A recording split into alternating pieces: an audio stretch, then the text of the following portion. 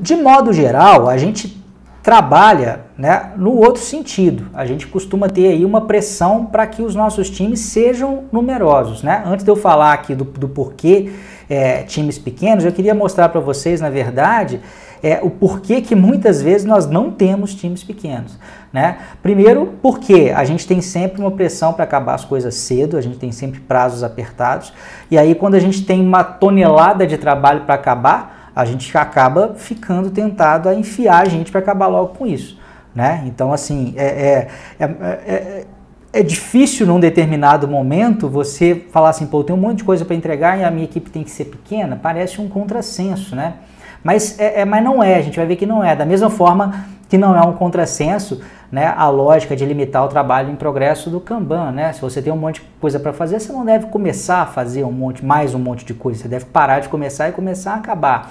A mesma lógica se aplica aqui. Qual que é o problema, né, gente, com esse raciocínio de que se eu preciso acabar mais rápido, eu vou enfiar mais gente? Existe um problema associado aí, que é o seguinte: trabalho complexo, né, que é esse trabalho do conhecimento, que exige um alto grau de conhecimento, ele exige também um alto grau de coordenação compartilhados, né? E esse tipo de trabalho, né, acaba desafiando essa abordagem de ir enfiando gente, porque existe, né, e eu entendo isso, uma tentativa de começar vários trabalhos em paralelo. Mas o ponto é esse aqui: a menos que o trabalho ele possa ser decomposto em partes que são independentes, é muito difícil você fazer essa paralelização. Qualquer economia de tempo, ela vai ser mais do que consumida por uma sobrecarga que se cria aí de comunicação e de coordenação, né? O que eu estou dizendo é o seguinte: eu vou pegar o exemplo de software, que foi onde as coisas surgiram. Vamos supor que você tem que trabalhar todo mundo dentro de um módulo de software que não é muito desintegrável em partes menores, né? Algo que está muito intrincado ali.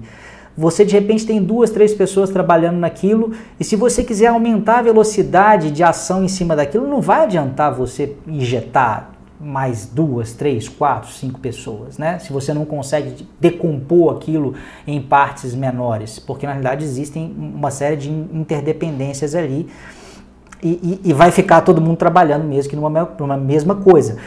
Fazendo uma analogia para um mundo que não é desse trabalho do conhecimento que eu estou falando, mas para ficar mais fácil vocês entenderem, é como se num canteiro de obras você tivesse que colocar 30 pessoas num cubículo de 4 metros quadrados, de 6 metros quadrados, e eles terem que trabalhar se acotovelando ali. Os motivos são outros, né? Mas é só para fazer uma analogia um pouco mais clara. Então, assim, existe uma pressão para a gente ter time grande para acabar mais cedo, mas o que eu estou argumentando com vocês aqui, que isso nem sempre é uma boa ideia, e de modo geral, a menos que você consiga separar as coisas em componentes, não será, né? Existe até um livro muito famoso da área de software, e dentro desse livro existe uma frase muito famosa que diz que se você traz mais gente para um projeto de software atrasado, o que você faz é atrasá-lo ainda mais, né? Dificilmente você consegue recuperar esse tempo só injetando mais gente. E uma outra coisa também que age contra aí é a questão do poder, né? Por que isso? Quando o status dentro de uma organização ele é proporcional ao tamanho da sua equipe, grandes equipes podem surgir como parte da política da organização. Então, vamos colocar mais gente nesse time, manda ver, bora lá, porque quanto maior a minha equipe, mais eu mostro para os outros que quem manda aqui sou eu. Né? E eu tenho mais poder de barganha, eu tenho mais capacidade de conseguir as coisas, eu vou ter um salário maior. Então, esse tipo de coisa também pode atrapalhar a implementação das ideias que a gente vai falar aqui, porque você vai estar lutando contra um status quo que está beneficiando alguém, ou que favorece alguém, né? A questão das grandes equipes. Aqui, na realidade, no acabar cedo, você está lutando contra algo que é meio...